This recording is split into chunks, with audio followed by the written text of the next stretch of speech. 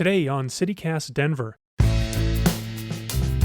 It's Pride Month, and we're taking a look at that complicated spot where our religious and LGBTQ+ communities intersect. There's not one church in the state of Colorado that averages over 2,000 in attendance on a Sunday morning that is open and affirming. Not one.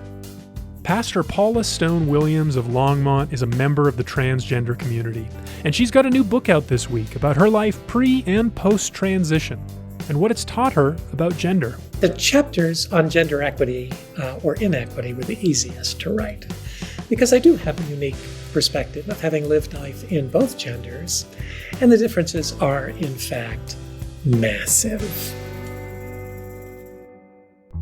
Today is Wednesday, June 2nd, 2021. I'm Paul Caroli, and this is CityCast Denver.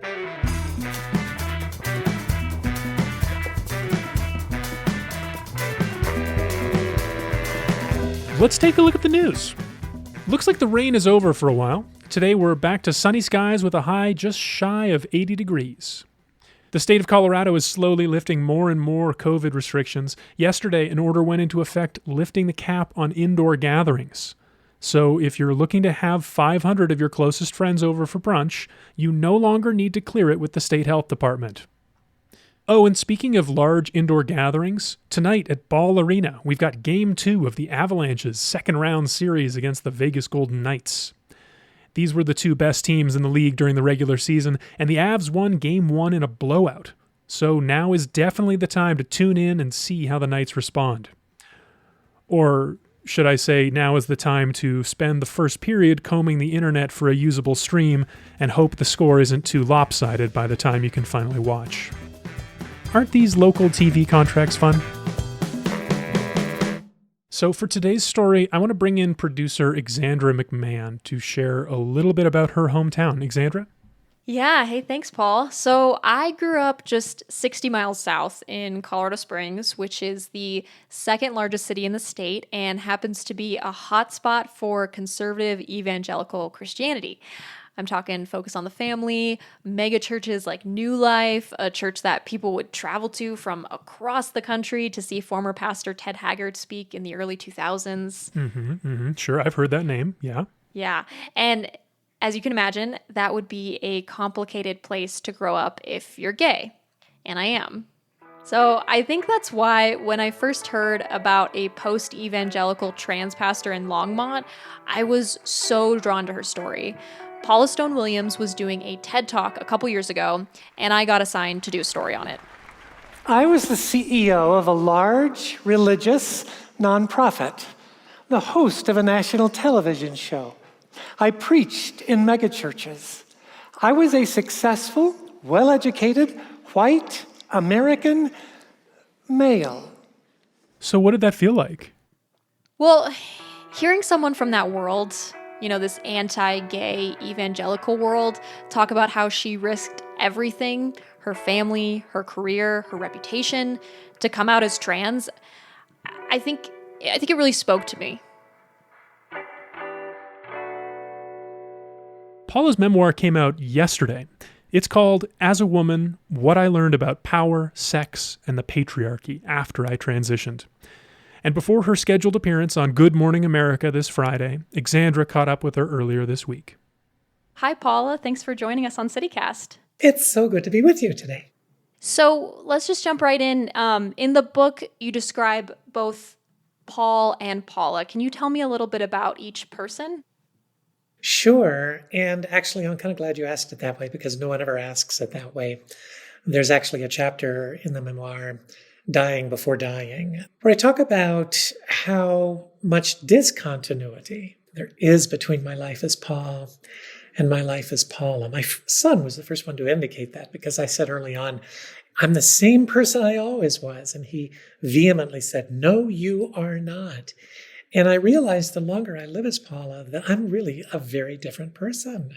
As Paul, I think I was a typical clueless, entitled, white male, privileged. I grew up in an upper middle class family, received a wonderful education, and then I decided to go into ministry primarily because I knew if I followed my heart's desire, which was to go into broadcasting, that I probably would have to deal with the fact that I'd known since I was 3 or 4 that I was transgender.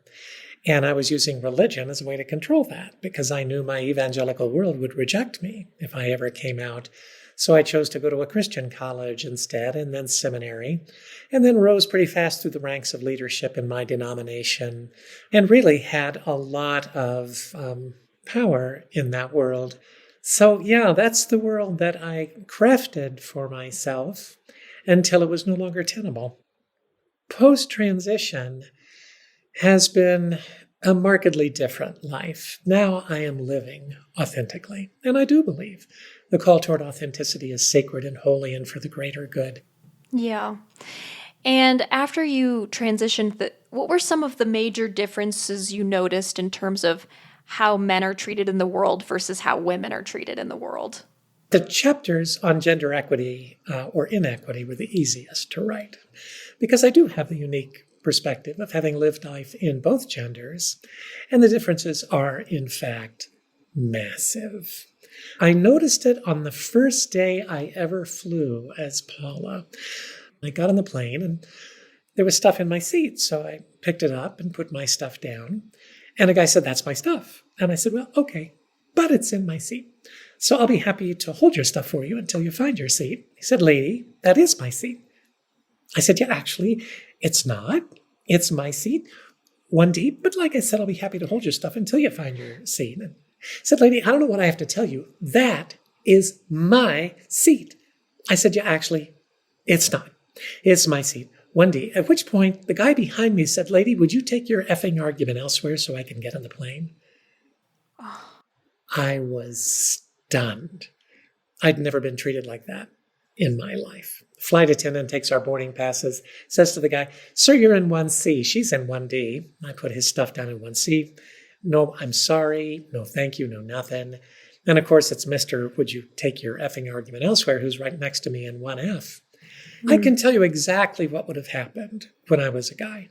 I would have said, "Excuse me, I believe that's my seat." And immediately, the guy would not have challenged me. He would have looked at his boarding pass and would have said, "Oh, I'm sorry. I know because it happened scores of times."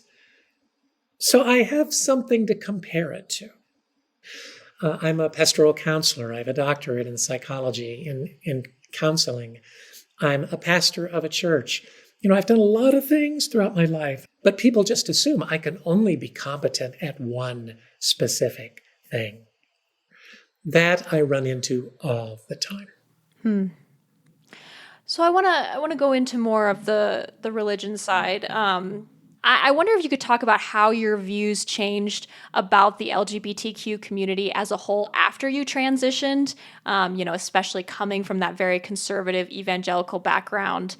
Being a trans person and knowing it from the time I was 3 or 4, I was always aware that being transgender was not a theological issue. It's never mentioned in the Bible at all, though conveniently 84% of evangelicals currently believe that identifying as a gender other than the one identified in your birth certificate is a mortal sin that will send you to hell. I will say again, it is not mentioned in the Bible at all. So I already was very warm toward the trans community. And by the time I was in my 20s, the church's position on the LGBT world just didn't make sense to me. It didn't pass the common sense test. I had a lot of friends who were gay, and it was like these people were as psychologically healthy or unhealthy as I am.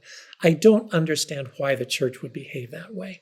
But I thought it was okay to just be quiet on the subject, to not speak out against it, but also to not speak up for it.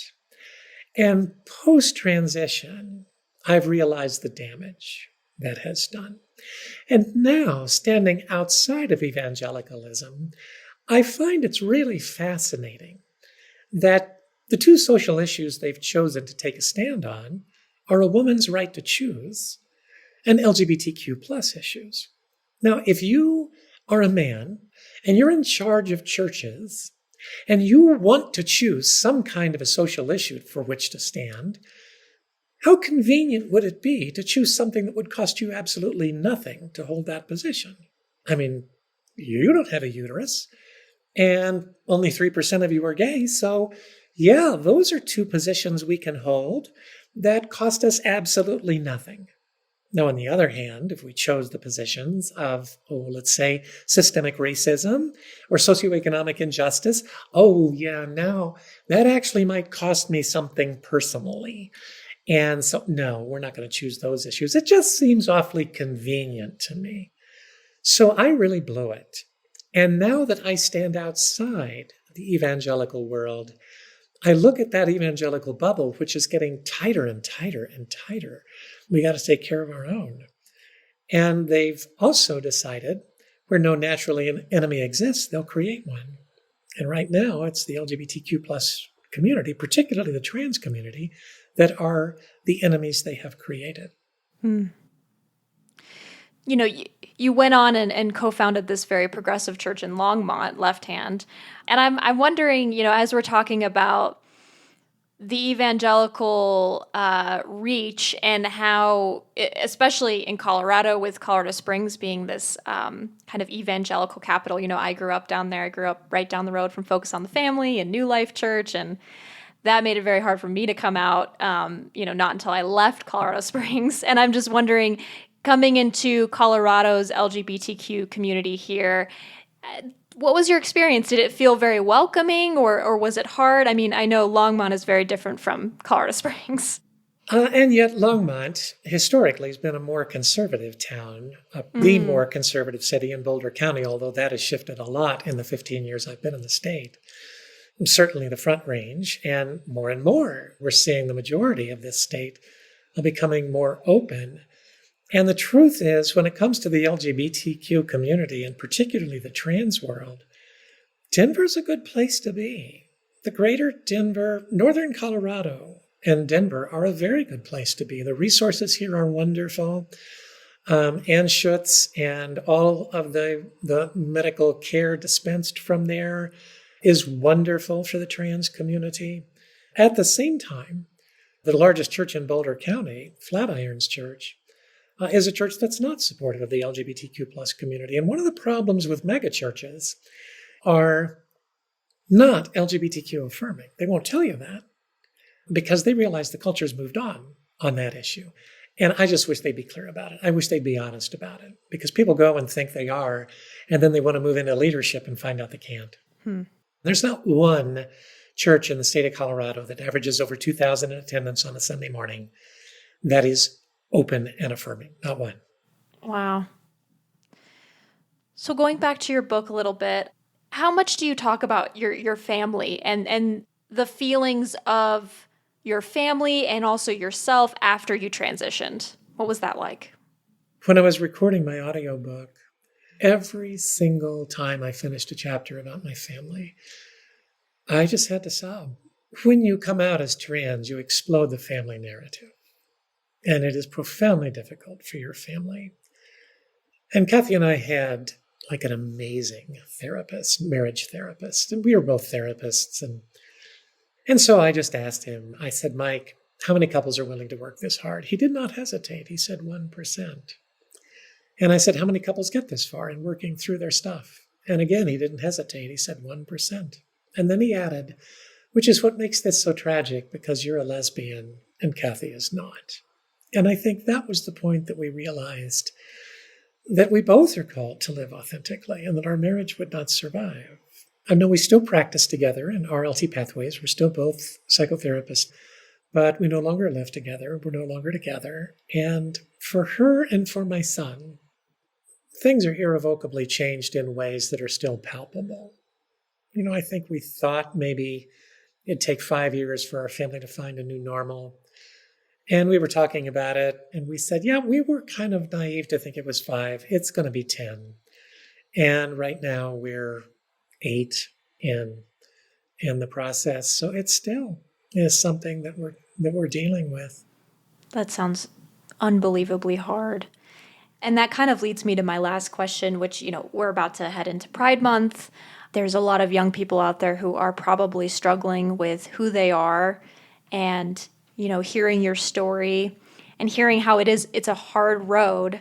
And what would you tell them to kind of encourage them towards this authenticity that you talk about? Secrets that are held inside have the capacity to harm us greatly.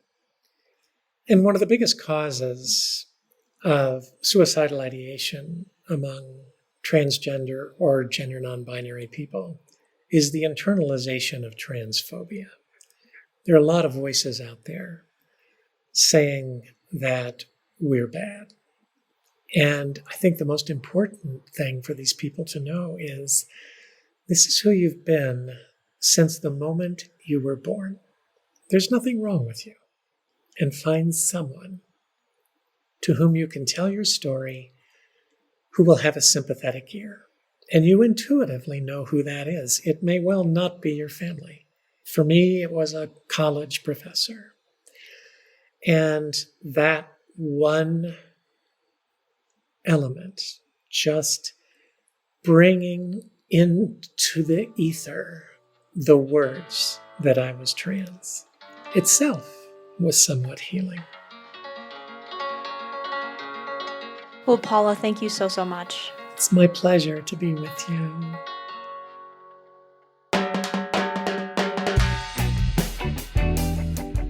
That's all for us today here on CityCast Denver.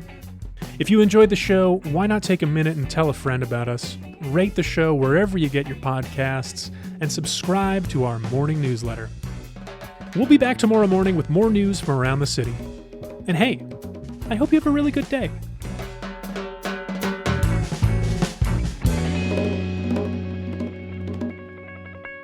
That would be nice, though, if we had a little cat cameo at the end.